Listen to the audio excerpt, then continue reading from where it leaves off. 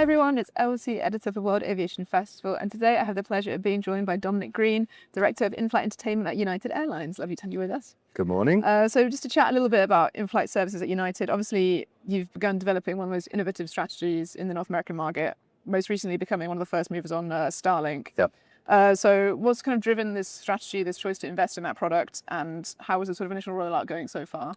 So the thinking behind Starlink, two main principles really. One is about delivering customers a great connected experience. That's part of our strategy at United of elevating the customer experience overall and driving a premium brand loyal customer base, which we're doing really well. So Starlink fits within that.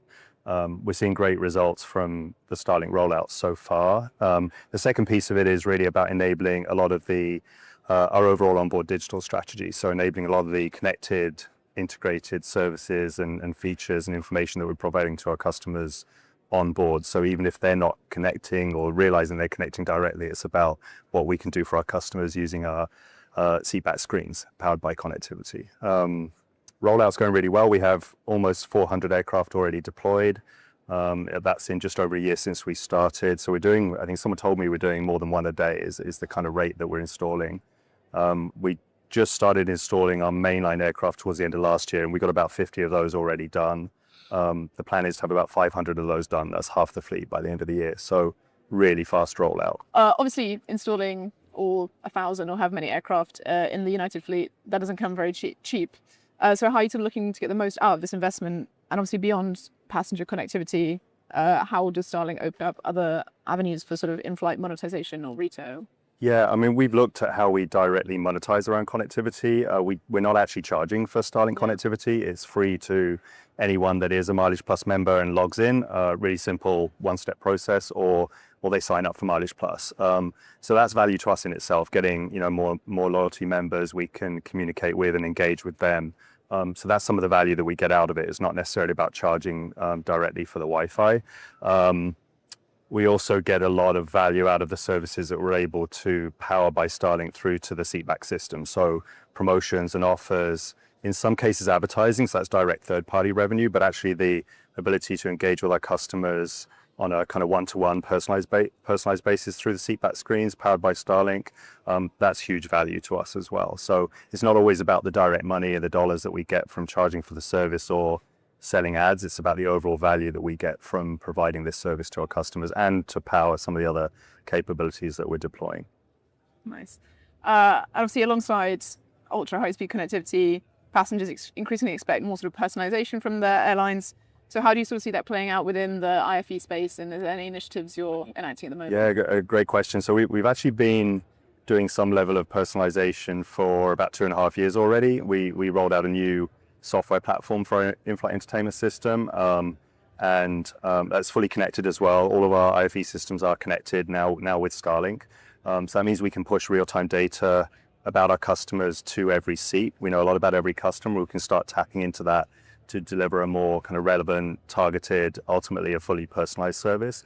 I think what we're trying to be, though, is quite cautious about how we get into that space. Personalization, I guess, as the name says, is very different for every individual. And I think we've done a great job of driving high engagement and satisfaction with the IFE systems.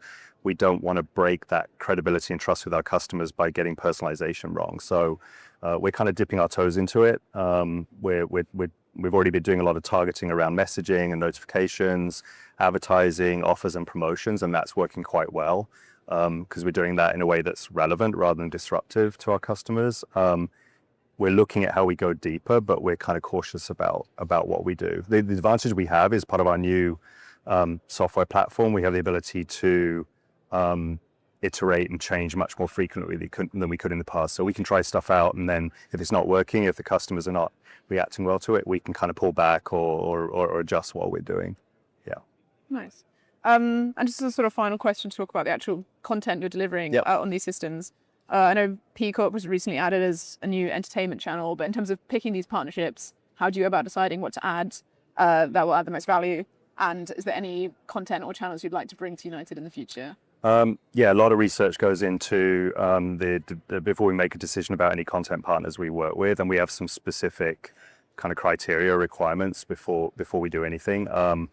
One of those is if we're going to do more of a brand partnership, like we've done with Peacock. We had new partnerships with Apple TV and Spotify last year. We extended our relationship with A24, really great kind of movie production company that our customers love. We first of all want to understand that the brand is recognized and valuable to our customers. The other piece of it is the quality and the range of content that we get from that partner. So we don't get into any relationship if we don't know what content we're going to be given. One of our key requirements is with TV shows is access to full seasons. So we're not interested in where there's teaser episodes, because that works for the streaming partner.